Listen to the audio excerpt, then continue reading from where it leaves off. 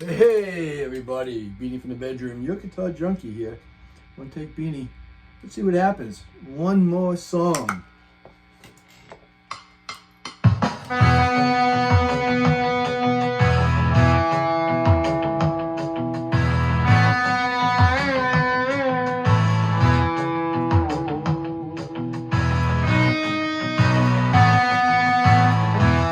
Here we go now.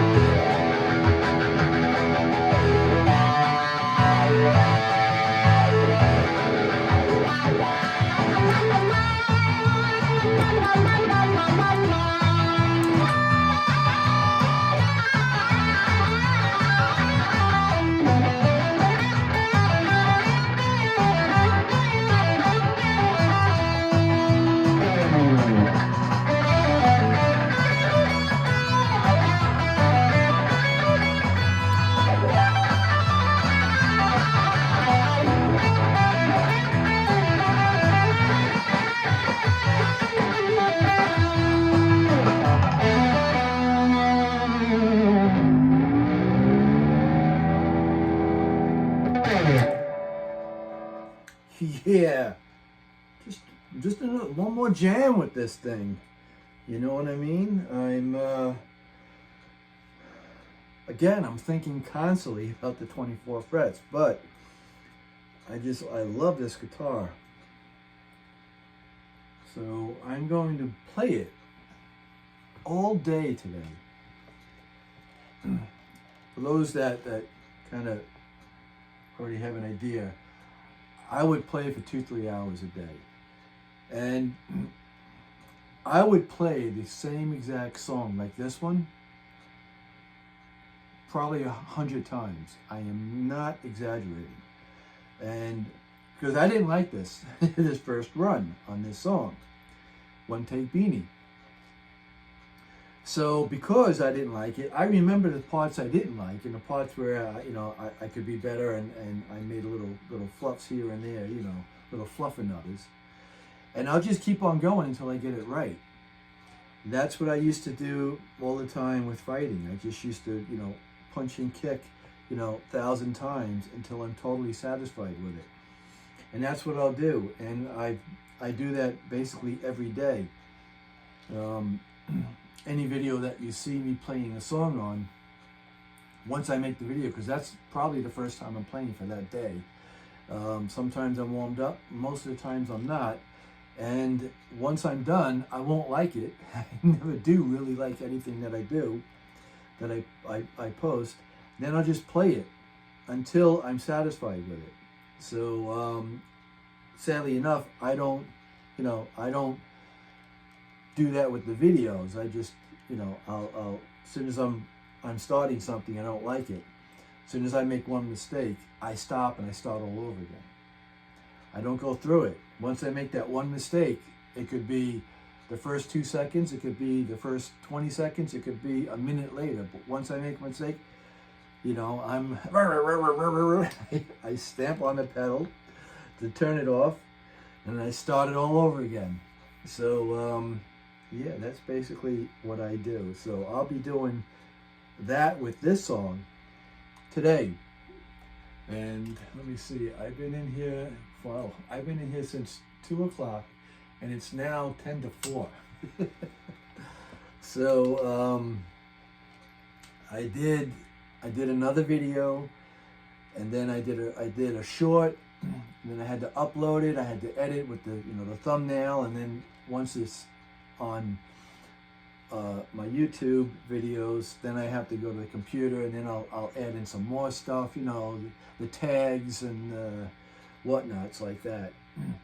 So and I was just like goofing around and still playing while things were being uploaded. But when I got to this number 40 on my backing track, when I got to this one, I played it and I was like, okay, let me put this one on video, and of course I do, and I'm not satisfied with it, which I will probably say 98% of the times I'm not anyway. Okay, maybe I'm exaggerating, maybe 95, but still. Yeah, I'll do that. I'll do that, probably until 5 o'clock, 5:15. Literally, man. Yeah, I know it's literally, but literally. As my friends across the pond would say, the pond.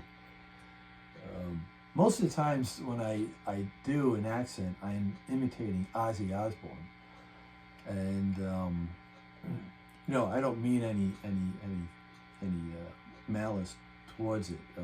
I just, like when I'm saying, pick guard, and then they say scratch plate, and I promise you, and stuff like that. It's just bits that I get from movies. Oddly enough, funny thing,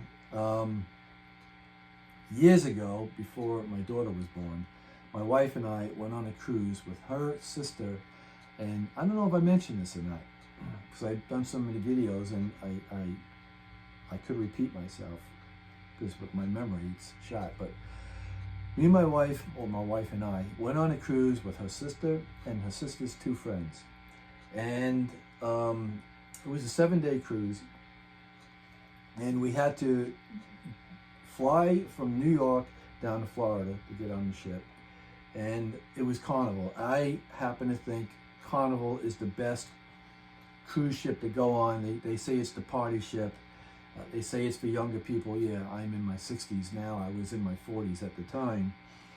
But I just think that for what you get, for the entertainment, you get, early sitting for breakfast, lunch, and dinner. And then they've also have shows for early sitting and for late sitting. So you could, anytime you can go. They have, the entertainment is fine.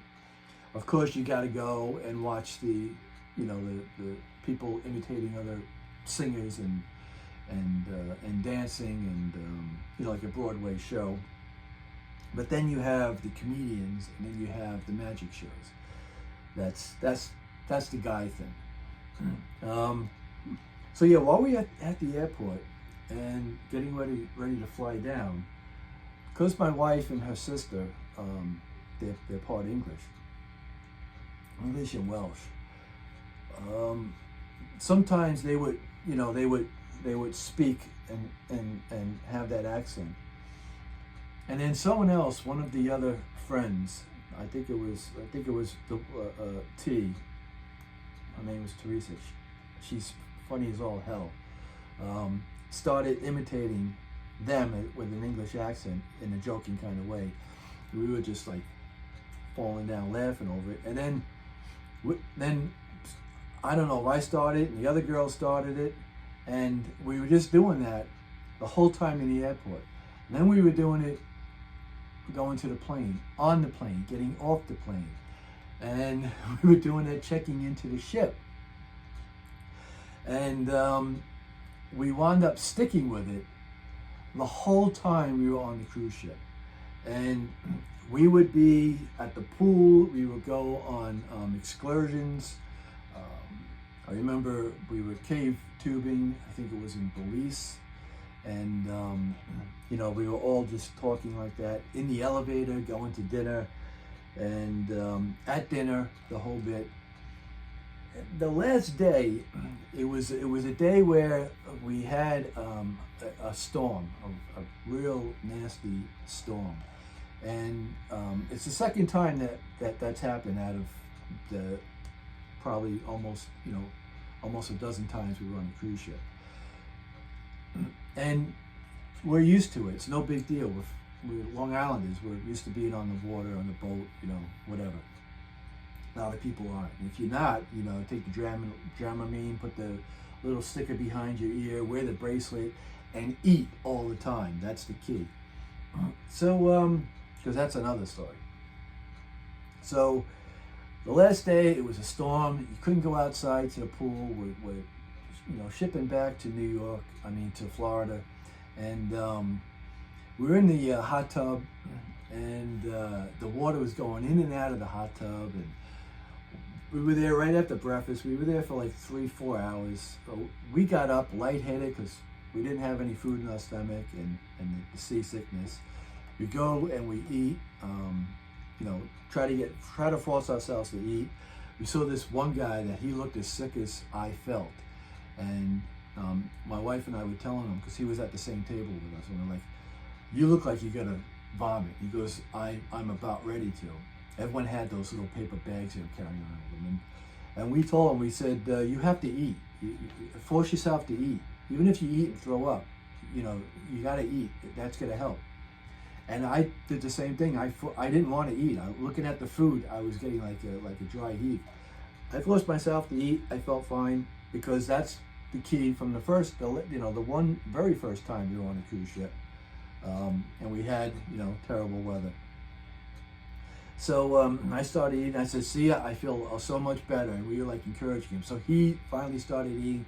He felt better. So after that, we would see him and we would call him Mr. Green, because he just looked green. It's just a term. It's not a color. And we're like, yeah, we would see him, here or there, in the elevator. "Hey, Mr. Green," him and his wife, the whole bit. And he had mentioned. He said one night we ran into him again. He said, I'm not sure now if the storm was the day before, the second to last day. I don't remember. So one time he saw us and he said, "Hey," he says, "by the way," he said, "how did you know my name was Green?" And we said, we didn't. We just, "You look green." The old term, when you're seasick, you're green. So we started calling you Mr. Green. He says, "Well, that's my actual name." And my wife was wondering how you knew my name. And we're like, "Oh," so, explain it to her. But that night in the elevator, the last night in the elevator, because I'm getting days confused, because that's what happens when you get old. We're like, run down. It's like we were bummed out because it's the last night. Going home the next day, you're gonna be, So I think I just said, I'm just tired of, speaking with this English accent. And the other said, "Yeah, I'm with you." And there was a couple in the elevator that turned around and looked at us and said, "We thought you were from England." And we just started laughing. We said, "No, we were just, we just started speaking like that at the airport and just kept it going." And she said, the woman said, everyone on the boat thought, "Wow, these people came all the way from England to Florida to get on a cruise ship." So yeah, that was pretty goofy. So yeah, I was getting, I think the storm was on the way there. Now that I'm recalling it. You know how you get on the boat and then you have like a day at sea. If you've cruised before, you get like 2 days, 3 days at sea. One of the 2 nights, if not 2 nights at sea, it's meet the captain night, and they have steak and lobster, filet mignon and lobster, and that every time we would be introduced to the captain of the ship. Believe it or not, all the captains of the ships were Norwegian, and as soon as I was introduced, oh, Mr. Olsen, oh, are you Norwegian? Yeah, you know, full-blooded Viking Norwegian. And oh, yeah. So, you know, then you become friendly with the captain. The one captain where we were, my wife and I, again, before my daughters were born, flew to California and went to Mexico on that West Coast. He was a younger guy, and he's like, oh, you know, yeah. I said, yeah, I'm Viking Norwegian, pure blood.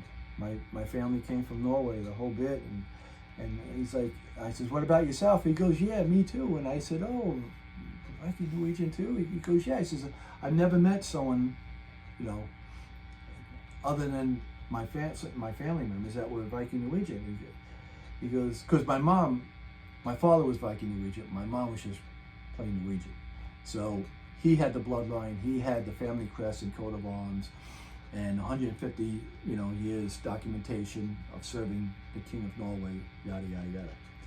So I would run into him at the gym, you know, like the next night, the next day from Captain's Night, ran into him at the gym. And he started like working out with me and hanging with me. And then every night, whenever they were having something, like they have midnight chocolate on the cruise ship, in case you don't know. And it's one night where at 12 midnight, they make all this stuff, and it's all made out of chocolate. And you can eat it. And it's like houses and cars and everything else. And every night when we would go out, he would save a table for us. And, you know, we spent a lot of time with this captain. And I remember that night, it was 12 o'clock at night, and I didn't think I'd see him. And we walk in there to you know, we did dinner, we did a late dinner, always do late seating. Did the show, came and he was, as soon as we walked in, he had a table held for the captain and was holding it for us. We came over and we sat, and then we went around, we got what we wanted, went back and ate at the table. And saw him, you know, again, the very last day, it's funny how that worked out, at the gym, working out with him. And I said, oh, by the way, I said, what's your family crest? Because my family crest is odd. The crest itself, and if there's any people that are Norwegian, and especially if they have a bloodline, you know, Viking Norwegian, if they know, my family crest is the swords and the axes, but the logo, the picture, is a brown log with I'm forgetting. I showed it one time. I think it's with leaves on it, brown log with 4 leaves and 6 branches or something like. I forget. I just had a brain fart, and that's what happens. And I've tried to look this thing up so many times. Like, what does this mean? This brown log. Oh, that's right. Brown log with 4 hearts and 6 green leaves. 3 on top, 3 on the bottom.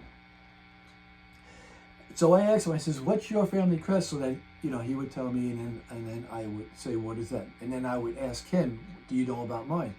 So when I asked him, what's your family crest? He goes, what do you mean? I said, your family crest. I said, you said you were Viking Norwegian. If you're Viking Norwegian, you should have a family crest, coat of arms. You know, what's your family crest? And he said, oh, I'm not Viking Norwegian. I just said that. And I was like, it was almost like how you feel with stolen valor.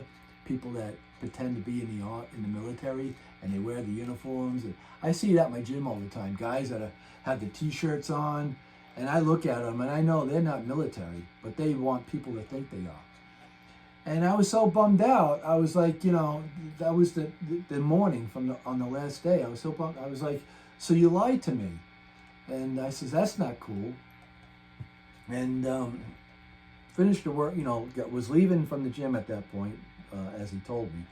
And again, that night, going to dinner, he's waving us over to his table, and my wife's like, I even forgot his name. Oh, there's Captain So-and-so, you know, wants us to join him. And I says, no, forget it.